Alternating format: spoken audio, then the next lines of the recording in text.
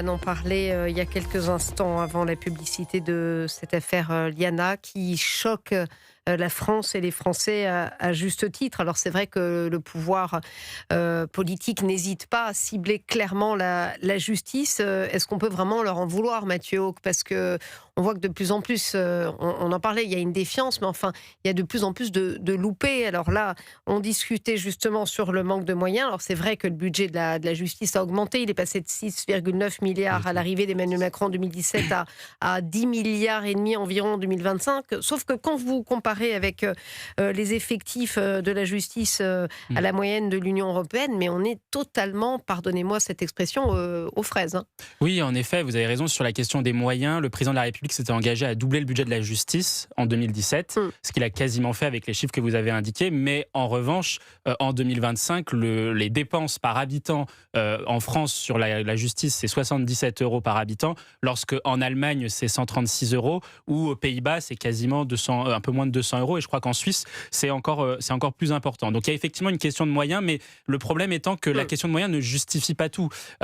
Surtout pas dans cette affaire. Et surtout pas dans cette affaire-là spécifiquement, qui est plutôt un sujet, même pas forcément d'organisation, mais de doctrine, c'est-à-dire de philosophie. Et vous savez, on dit souvent que lorsqu'une société évolue, il faut que le droit évolue et accompagne l'évolution de la société, ou que la doctrine accompagne l'évolution de la société. Par exemple, la société est plus progressiste, on accorde des droits, toujours de nouveaux droits. Or, le problème est que ici, les violences faites contre les enfants, par exemple, augmentent dans notre pays. Vous l'avez rappelé tout à l'heure de manière scandaleuse. 160 000 Et pour violences autant, sexuelles par an. exactement. Et pour autant, le droit, la philosophie du système judiciaire ne s'est pas adapté à cette évolution des menaces qui pèsent sur nos enfants. Et ça, c'est insupportable. Et je veux terminer dessus. Quand on lit le message, enfin, j'ai le message sous les yeux de la mère de Maëlys, qui a été également, qui est une des victimes, une des nombreuses enfants victimes récemment par des criminels. Elle dit, mais combien faudra-t-il encore d'enfants assassinés pour que la justice française et l'État agissent? Mais je vais vous dire, le problème, c'est que ça peut se reproduire.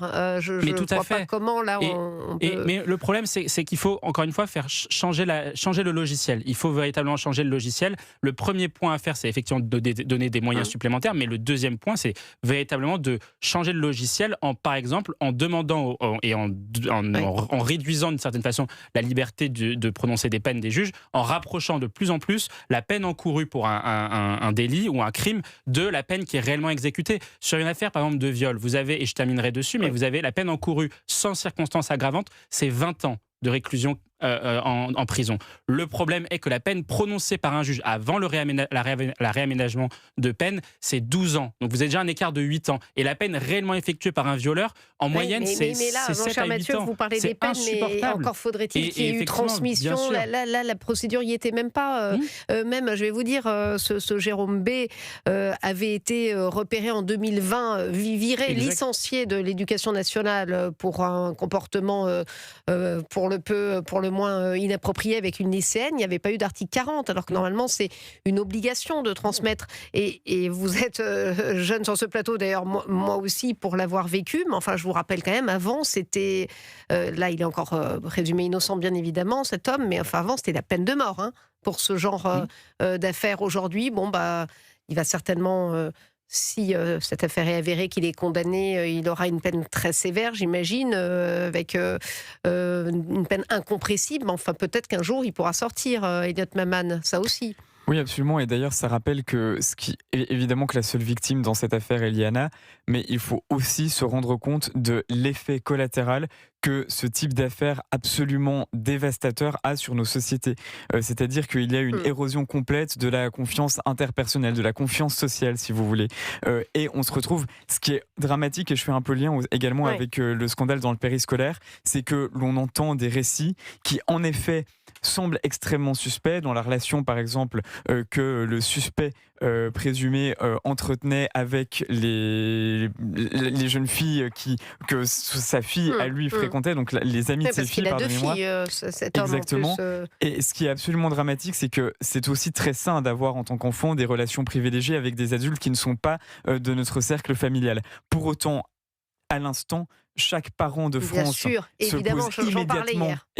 pose immédiatement la question de mais dites donc, cet adulte que je ne connais pas particulièrement, le père du meilleur ami de mon fils qui est particulièrement proche de lui, est-ce que c'est suspect de la même manière que l'on a entendu un jeune qui veut faire du babysitting, etc. Exactement, non, mais ça jette la suspicion. L'inquiétude des parents d'élèves à la suite du scandale dans le périscolaire, et c'est ça qui est vraiment dramatique, c'est qu'il y a un effet, une diffusion qui dépasse la seule victime. Et c'est donc la preuve de la nécessité de prendre conscience de l'aggravation de ces crimes-là, comme le soulignait Mathieu Hoc, et donc la nécessité également d'avoir une réponse pénale beaucoup plus ferme et qui puisse véritablement donner aux Français l'impression que ces choses-là sont réglées.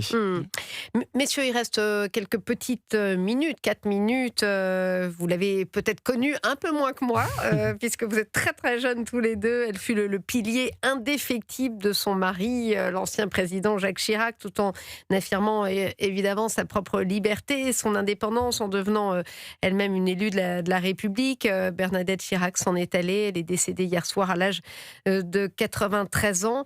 Je le disais, vous êtes jeune, mais c'est vrai que je me disais ce matin, c'est vraiment la fin d'une époque et d'une certaine idée de la France. Vous avez ce sentiment, vous aussi, Elliot Maman ? Oui, complètement. Et je dirais que c'est également la fin d'une période où une personne qui jouissait tout de même d'une image extrêmement wealthy, extrêmement riche, avec beaucoup d'aisance, notamment financière, pouvait, sans que cela semble complètement aberrant à côté de la plaque ou de la pure récupération politique, incarner un certain nombre de débats que l'on identifie plutôt comme étant des questions liées au peuple qui n'est pas nécessairement dans l'aisance financière la plus totale. Et ça, je pense que c'est tout de même quelque chose que Bernadette Chirac incarnait parfaitement bien, c'est-à-dire que son aisance financière, son apparence parfois un peu bourgeoise, ne l'empêchait pas du tout. Elle venait clairement de la bourgeoisie, mais Bernadette Chaudron de Courcelles. Ne l'empêchait pas du tout, et sans que jamais ça lui soit reproché, d'incarner des débats qui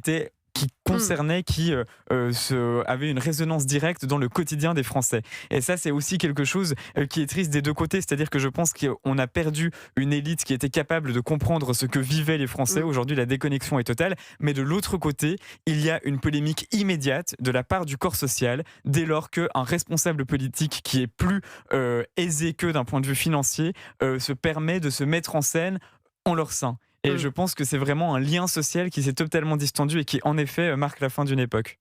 Et tout comme Jacques Chirac, c'est vrai que on revoyait les images d'archives, c'est aussi une autre France. Quand il expliquait qu'il fallait faire un parcours, il fallait être élu, ensuite se prendre des revers électoraux et puis revenir à la charge. Et que éventuellement après, les Français jugeraient, eux, si vous êtes prêts à être président de la République, à aller au suffrage universel. C'est vrai que c'est une autre époque, Mathieu, que vous n'avez pas connue, vous. Non, du tout, en effet. Alors, oui, moi, j'ai un peu grandi avec plutôt Hollande, donc dans cette génération.